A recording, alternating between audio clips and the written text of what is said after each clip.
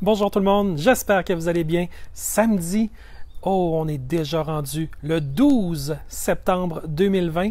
Vous avez été des dizaines de milliers à marcher au centre-ville de Montréal pour manifester, ce qui présentement doit être une considération pour la plupart des gens qui, de chaque côté où on regarde, voit des problématiques très réelles, non seulement dans la politique, dans la manière dont ces politiques-là sont appliquées. Vous avez vu les vidéos de l'enfant en chaise roulante qui se fait rentrer un écouvillon. Vous avez écouté la vidéo de la jeune mère de famille à l'hôpital Sainte-Justine qui, avec son bébé, est pris dans des procédures avec les écouvillons, avec probablement ce qui s'apparente à une forme de torture pour son bébé. Les mots sont peut-être durs, mais en même temps, son vidéo nous donnait l'impression qu'il n'y avait là que très peu d'amour pour l'enfant et beaucoup d'amour pour les procédures, de sorte qu'on est obligé de prendre un pas de recul et voir que présentement au Québec, il peut y avoir des dérives.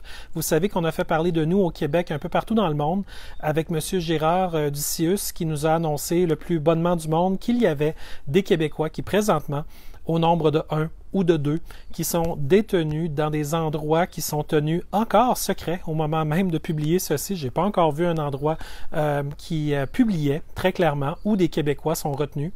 Donc, il faut qu'on se dise entre nous qu'il y a quelque chose qui est significatif qui se passe et qui n'est pas rapporté par la presse de la manière dont ça devrait être rapporté.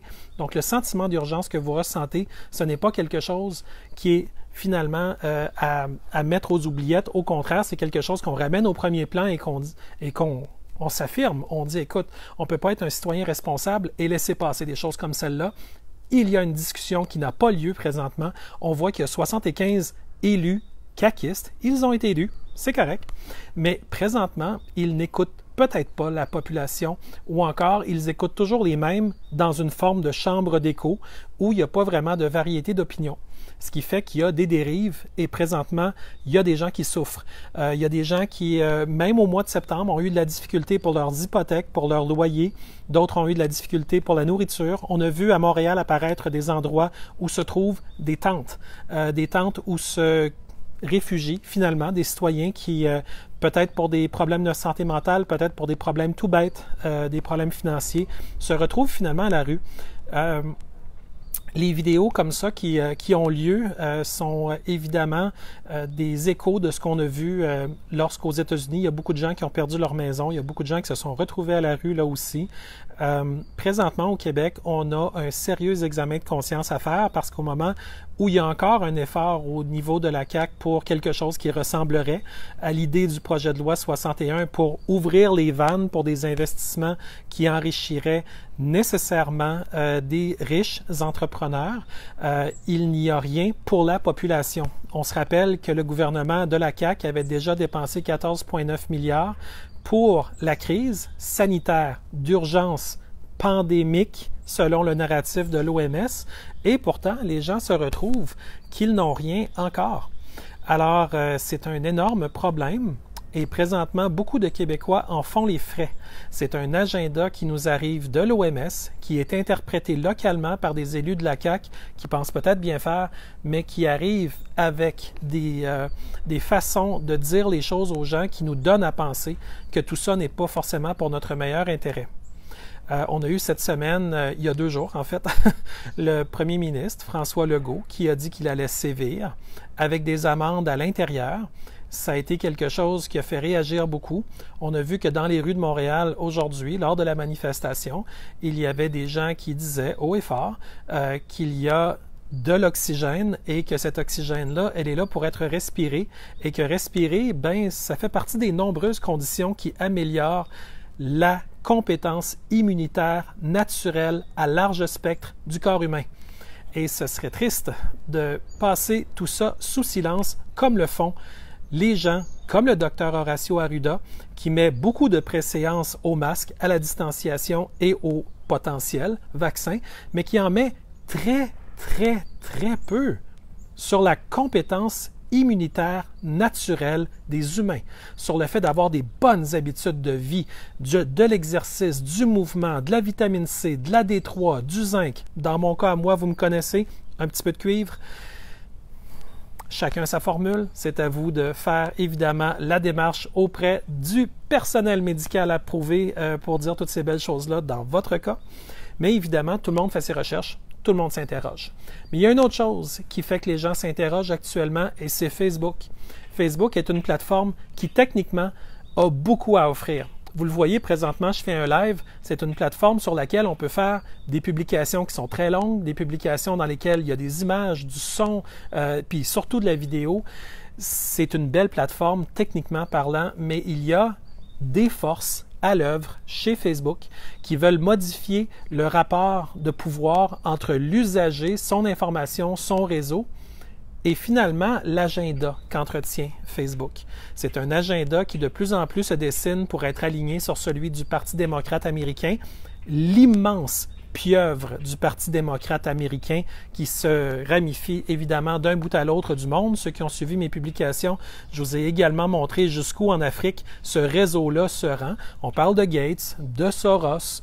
C'est des gens qui ont les mains extrêmement longues parce que leurs portefeuilles sont extrêmement grands et profonds. Ces gens-là sont en liesse la plupart du temps avec les Rockefeller, avec évidemment tous les gens qui sont du côté du Parti démocrate américain qui ont des fonds quasi illimités, disons-le. Alors, qu'est-ce qui arrive, c'est que les usagers, comme vous et moi, on est forcés de réaliser que le 1er octobre, Facebook va mettre à jour la section 3.2 de ses règlements et conditions. Ça va changer absolument tout. Présentement, on compose avec des fact-checkers. Les fact-checkers, ce qu'ils font, c'est qu'ils inventent une histoire. Parfois elle est vraie, parfois elle ne l'est pas. Mais il n'y a personne qui les police, eux. Alors, ils disent un peu ce qu'ils veulent. Et après ça, grâce à leur histoire qui peut être en partie ou en totalité inventée ou vrai, parfois c'est vrai, mais des fois c'est malheureusement très tendancieux au point où ça devient mensonger, ils peuvent ensuite bannir dans un réseau comme Facebook, Google, Twitter, Pinterest, même des réseaux comme Reddit. Il y a de plus en plus de présence de fact-checkers, si je ne me trompe pas. Ça veut dire qu'ils peuvent enlever des publications. Et c'est un peu eux qui ont les clés de la maison.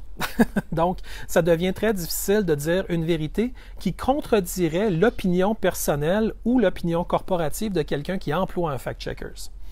Il y a des fact-checkers qui sont payés chez Radio-Canada avec l'argent du public. Alors, on voit que c'est un problème déjà énorme. Mais si vous rajoutez le problème de Facebook, qui à partir du 1er octobre va ajouter, et je vais vous lire très spécifiquement, je pense que ça va vous glacer le sang si vous ne l'avez jamais lu.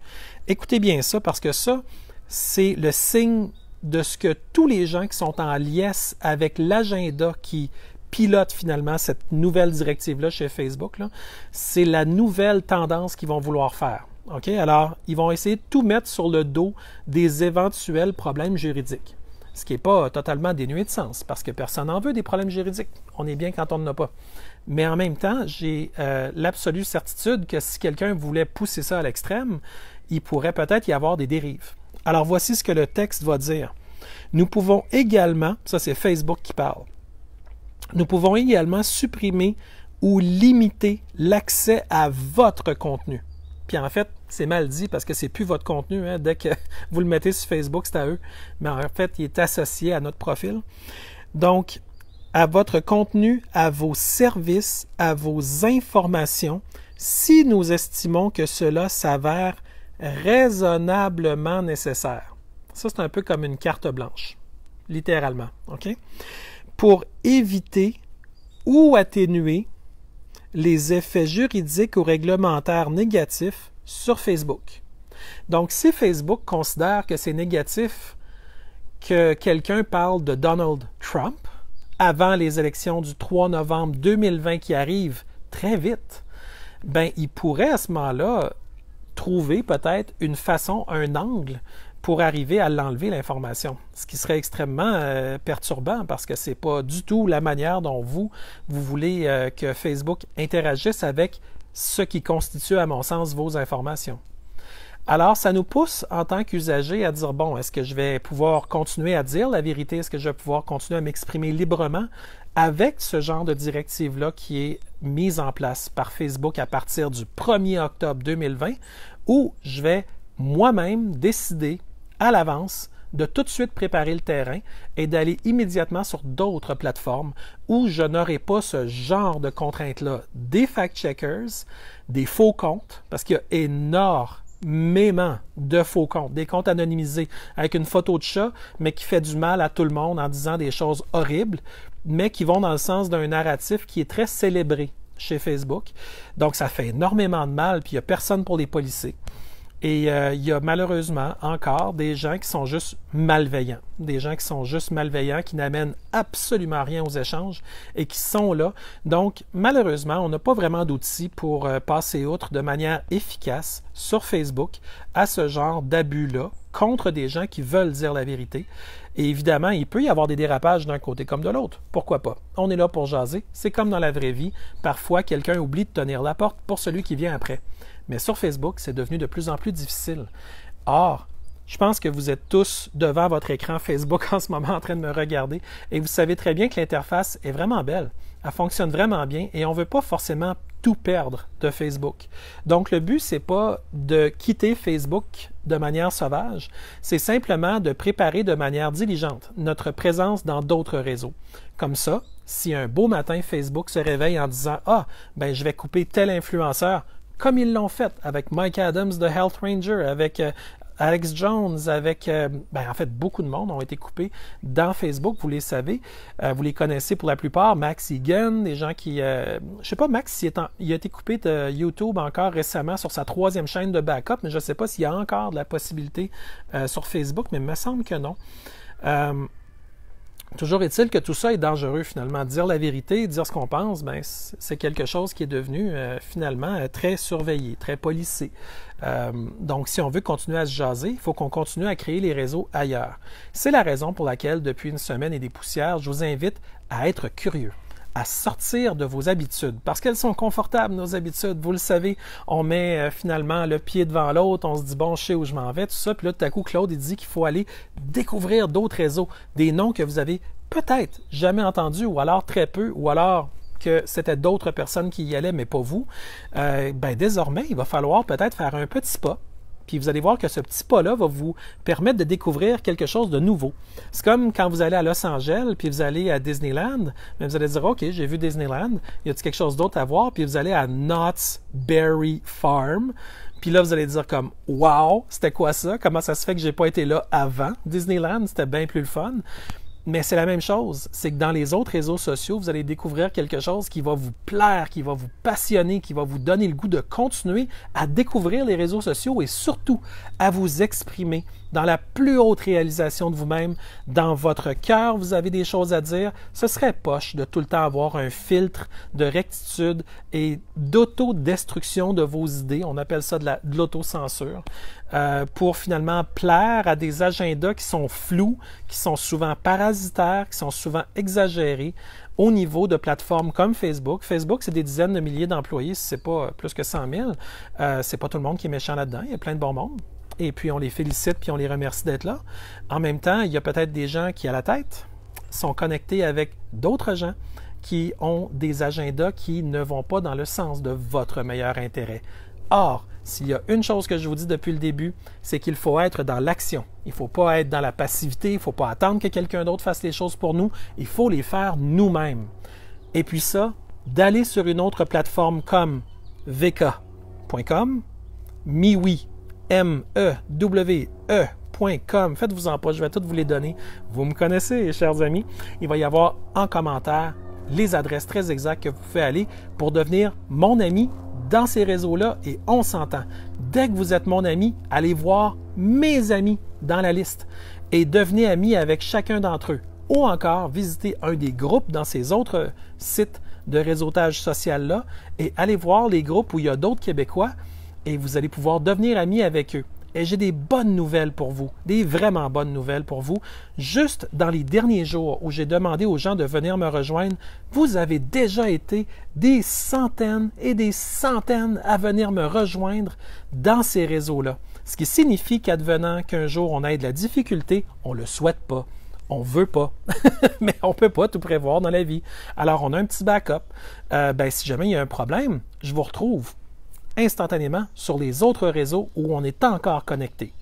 Évidemment, si toute l'électricité tombe, qu'il n'y a plus de société, qu'il n'y a plus rien, bien là, évidemment, on va être séparés, on retourne à nos voisins, on recommence, on reconstitue notre société, on travaille ensemble, on partage, on avance. Mais si jamais on a l'Internet, bien au moins on aura notre petit coin à nous, un peu partout, où on a un backup, un plan de sauvegarde et un autre plan, un plan B, un plan C, un plan D, un plan E, un plan F. Donc, parmi les réseaux, j'ai mentionné VK, j'ai mentionné MeWe, je vous mentionne également WeGo, W-E-G-O, qui a une superbe interface de type nuit. Si vous aimez un petit peu les réseaux sociaux, comme moi j'aime bien Twitch puis Discord, c'est plus pour les jeux vidéo, puis ça brasse puis tout ça, mais étonnamment, c'est des plateformes ultra solides. Vous pouvez mettre du vidéo, vous pouvez mettre du texte là-dedans, vous pouvez mettre beaucoup de contenu. Puis il y a beaucoup de gens qui se servent de l'aspect un petit peu plus cryptique de Discord pour aller faire des discussions un petit peu plus avancées. Donc, chaque réseau social a un peu sa signature. Mais ça ne s'arrête pas là. Vous avez également Gab, G-A-B.com. Leur interface devient de plus en plus belle, un peu comme MeWe. Il y a une option de payer une mensualité avec eux pour avoir des options supplémentaires. Vous le faites si vous voulez, mais dans un cas comme dans l'autre, l'option gratuite, à mon sens, donne déjà toutes les options dont vous avez besoin pour avoir une belle expérience. Cependant, si vous voulez aller plus loin, il y a cette option-là, mais dans tous les cas, leur modèle d'affaires n'est pas de vendre vos informations, comme dans le cas de Facebook. C'est un modèle d'affaires qui se défend. C'est juste que ce qu'ils en ont fait jusqu'à présent a été quelque chose qui a concerné beaucoup de gens lorsque Cambridge Analytica, par la force des choses, nous a dévoilé un petit peu l'ampleur de ce qu'il faisait avec les données personnelles et les métadonnées des individus. Vous avez d'ailleurs découvert un petit peu avec horreur à quel point les métadonnées sont importantes pour la revente de vos données. Il y a ensuite le réseau social que j'appelle Minds.com, et ça, par rapport au cerveau, par rapport à la réflexion, Minds, M-I-N-D-S.com, c'est un réseau social dans lequel j'aime beaucoup publier des choses qui sont un petit peu plus sophistiquées. Étonnamment, je peux devenir encore plus sophistiqué.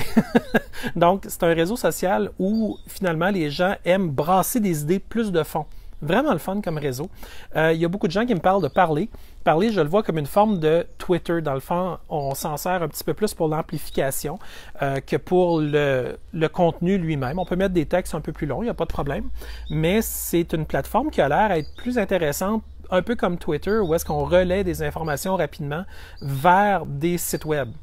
Et d'ailleurs, c'est un segue parfait pour vous parler des sites web. Il y a eu une époque où finalement on se disait, ben ma foi, je peux tout faire dans le réseau social, je peux faire une page Facebook. Il n'y a pas vraiment de page en passant dans les autres réseaux sociaux. Hein. C'est vraiment une particularité Facebook. Puis même les groupes, il y a certains réseaux qui semblent ne pas vraiment mettre l'accent là-dessus, mais pour connaître un peu les scripts, je peux vous dire qu'ils ont à peu près toutes des options de groupe. C'est juste qu'ils ne l'ont peut-être pas activé présentement parce que ça prend beaucoup de temps de processeur, beaucoup de bandes passantes, donc ils font des choix. Donc, éventuellement, il va y avoir probablement des groupes partout, puis peut-être un jour des pages, mais je pense que le but de ces réseaux-là, c'est vraiment de créer de l'information par rapport à la personne et non pas par rapport à des personnes imaginaires comme des pages. Alors, ma foi, tant mieux. C'est un modèle que moi, je trouve bien le fun parce que ça nous permet de s'identifier, nous, en tant que personne et dire ce qu'on a à dire. S'il y en a qui ont eu de la difficulté à s'inscrire, et c'est arrivé, essayez avec un autre courriel. Si ça ne fait pas, allez voir une personne qui est peut-être plus avec les réseaux, qui est près de vous, au travail, parmi vos amis, l'adolescent d'un ami. Souvent, les ados sont habitués de s'inscrire et de trouver les bons moyens. Au pire, si vous voyez que votre adresse de courriel a déjà été utilisée, faites revenir une demande pour réinitialiser votre mot de passe. Puis en faisant ça, bien, vous allez reprendre le contrôle du compte. Si c'est quelqu'un d'autre qui a pris votre courriel, bien, ce serait bien malhabile de sa part, mais vous pourrez donc reprendre le contrôle de votre compte à ce moment-là.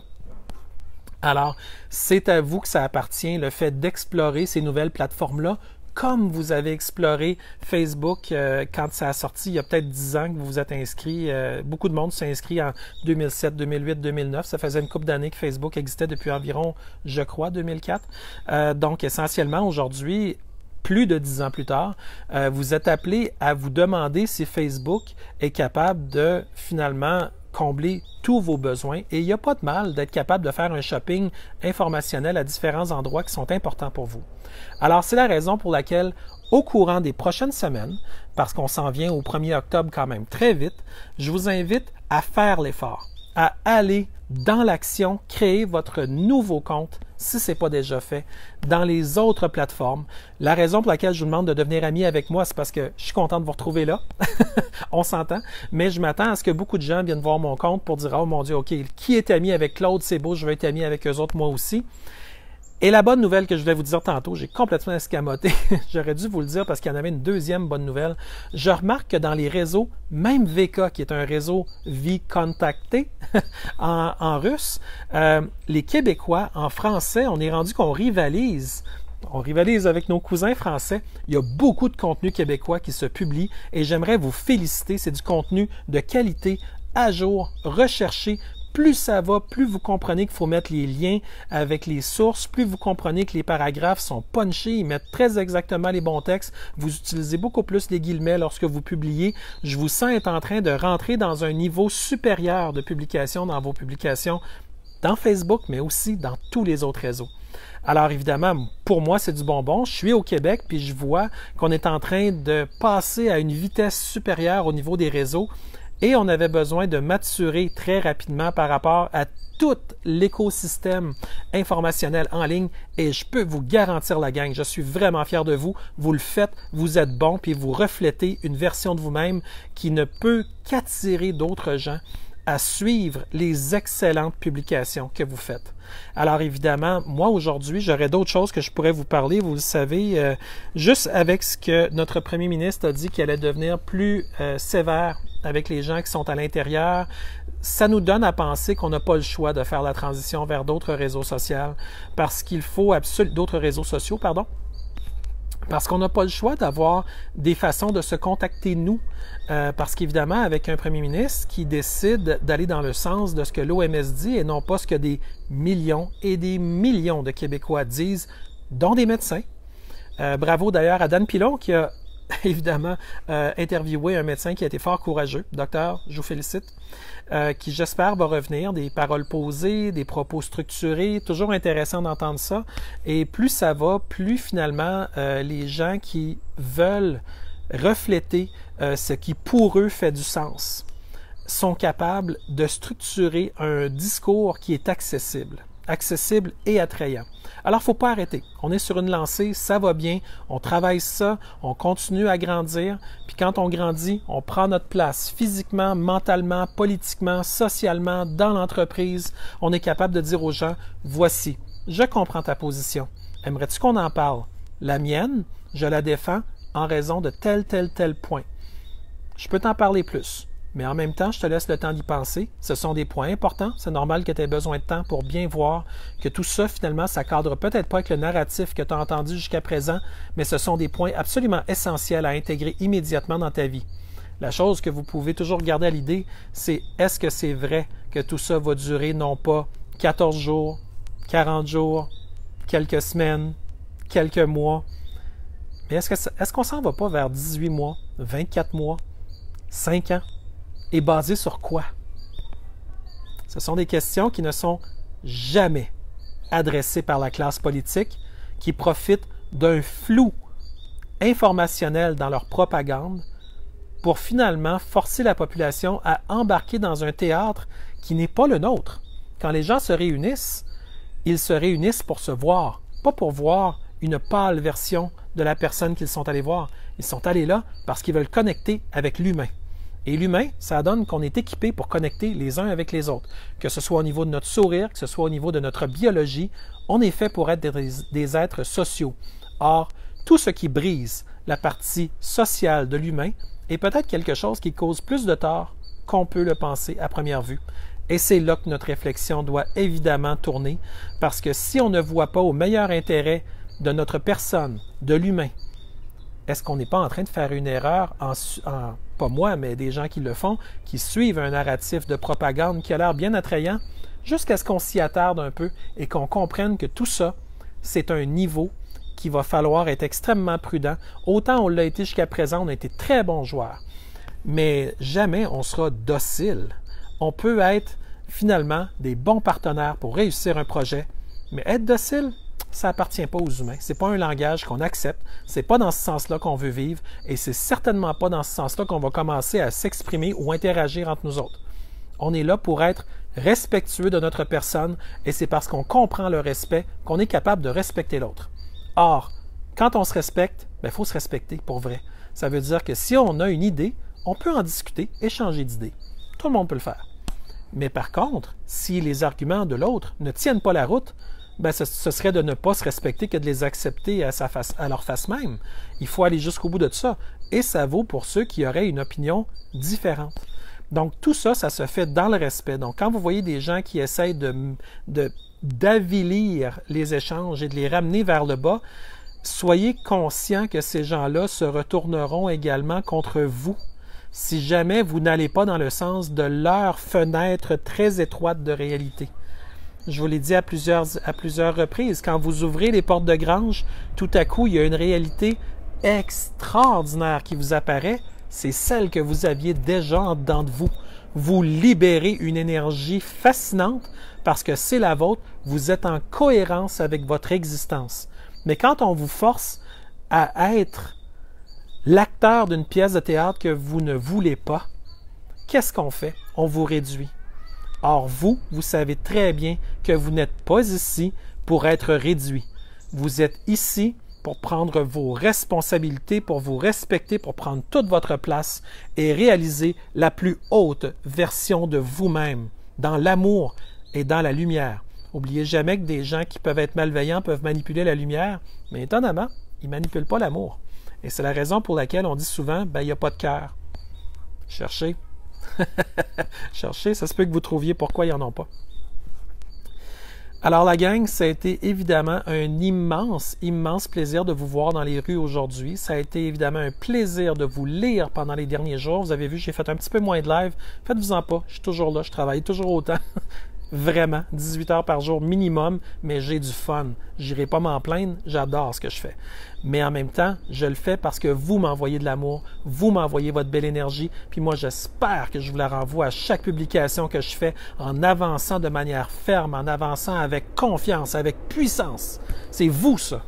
Je suis pas issu juste de l'éther, là. Je suis issu également de notre société, de ce qu'on a bâti. Je suis un produit de l'éducation. Mais j'ai décidé de me faire un produit de moi-même aussi. Puis vous, aujourd'hui, vous m'envoyez tellement d'amour que je suis en train de devenir un peu le produit de tout ce que vous m'envoyez. En même temps, j'espère être bien plus qu'un produit. J'espère être une connexion significative dans votre Facebook Osphère, dans tout le réseau social Osphère pour vous. Et j'espère être capable encore de connecter pendant longtemps avec vous parce qu'on a tellement de choses à dire, tellement de choses à aller regarder.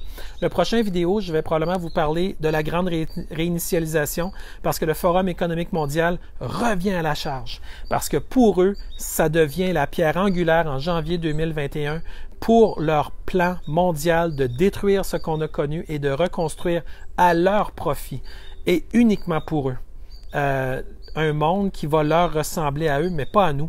Et ça, il va falloir qu'on le dénonce encore. Mais encore une fois, si on n'a pas pris le temps d'aller sur les autres plateformes, comment voulez-vous qu'on le dénonce? On va être probablement muselé. Facebook était au dernier Forum économique mondial, Google aussi. On leur souhaite beaucoup de bonheur et beaucoup de plaisir, mais sûrement pas sur ce qui, pour nous, représente une vie pleine et aboutie. Dans le sens qu'eux autres, ils veulent peut-être aller jusqu'au bout de leurs choses, mais si c'est unilatéral pour eux, on se respecte. On a le droit, nous aussi, de réaliser nos rêves et notre vie. Si ça se fait ailleurs, ça se fera ailleurs. Si on peut continuer à utiliser Facebook, qu'on le fasse, tout simplement. Donc, on est flexible, mais en même temps, on est prudent. Ceux qui ne l'ont pas fait encore, n'oubliez pas d'aller chercher des provisions un petit peu. On ne sait jamais ce qui peut arriver. C'est quand même l'hiver qui arrive. Je vois des écureuils pendant que je vous parle, chers amis. Il n'y a pas juste les trains que j'entends au loin. Il y a les écureuils qui se promènent partout autour. Et eux autres, présentement, ils font des provisions. C'est un bon temps de l'année pour en faire, vous aussi. Rien de fou, mais en même temps, toujours être quand même capable de dire si jamais j'avais pas d'électricité pendant 3 jours, je ferais quoi? Ah, coudonc, j'étais prêt, ça va bien. Mais si on ne l'est pas, on se prépare un petit peu. C'est une simple préparation. Et aussi, peut-être aller dire un beau bonjour à vos voisins, aller frapper à la porte. C'est un beau temps de l'année pour ça. Il n'y a pas juste d'aller aux pommes à ce temps-ci de l'année, d'aller voir vos voisins, juste jaser, dire bonjour, comment ça va, toi? Puis ça fait longtemps qu'on ne s'est pas jaser, puis vous allez voir, c'est génial. Il y a du monde formidable qui reste autour de chez vous. C'est juste qu'on n'a pas le temps de les connaître. Des fois, on est pris, puis on a toutes sortes de choses qui nous tirent d'un côté et de l'autre. Mais vous allez être étonnés à quel point au Québec, il y a du monde extraordinaire, du monde qui vous ressemble. Peut-être pour ça que vous restez tous dans le même coin. Des gens qui ont plein de choses à dire. Alors, évidemment, merci d'être là. Merci à ceux qui ont pensé à m'envoyer des dons, parce qu'évidemment, je vis pas d'amour et d'eau fraîche comme tout le monde. Comme tout le monde, je travaille fort. Et j'apprécie énormément de tout cœur ceux qui pensent à moi. Et puis, ceux qui m'envoient de l'amour, des conseils, Regardez, c'est extrêmement évidemment de toujours répondre à tous les courriels, à tous les messengers, mais je vous demanderais, juste pour que je puisse faire un petit peu plus de travail pendant les prochaines semaines, mettez-moi pas sur vos listes automatiques pour envoyer tout le temps des messages parce que j'y arrive plus. Quand tu vas prendre tes messages, tu en as 40 qui se sont rajoutés, puis après ça, tu dis, OK, j'ai fait les 40. 40 messages, c'est beaucoup quand tu réponds, là. Puis après ça, il y en a 60 qui se sont rajoutés, puis là, après ça, tu descends dans... Vous savez comment c'est fait, Messenger? C'est que si t'en as manqué à un moment donné, tu y vas, puis là, tu dis, oh non, il y en a une centaine qui sont là, puis là, tu descends encore plus, puis il y en a 200, puis parce que tu les as manqués, tu as été dans tes recherches, tu as été dans autre chose, fait que, ça devient difficile. Fait que, faites juste ne pas me mettre sur vos envois automatiques. Prenez confiance en moi, je vais les voir, les profils, puis quand il y a des nouvelles, je les vois. Sauf quand il y a des choses vraiment importantes, ben là, écrivez-moi, puis dites-moi, hey Claude, t'as vraiment pas vu ça, faut absolument que tu le vois. Je vais y aller, faites-vous-en pas. Il n'y a pas de trouble, je vais tout voir ça. Alors évidemment, je vous remercie de tout cœur d'être là. J'espère que si quelqu'un vous l'a dit aujourd'hui, répétez-le encore, vous êtes merveilleux. Vous existez, vous êtes en conscience, vous êtes exactement à la place où vous devez être. Incroyablement, malgré tout ça, tout est parfait. C'est fait pour éveiller, c'est fait pour qu'on se réalise, c'est fait pour qu'on prenne conscience qu'il y a des choses qu'on doit laisser aller, des choses qu'on doit garder et amplifier. C'est pour qu'on soit capable d'aller au bout de ces extraordinaires capacités qui sont en dedans de chacun de nous. Alors la gang, vous êtes forts, vous êtes beaux, je vous aime tellement, je ressens votre amour, je ressens votre force et votre capacité d'avancer. Fait que bon samedi, bon souper, bonne soirée. Puis ceux qui vont m'écouter en pleine nuit, je pense à vous aussi. Merci. Bye bye.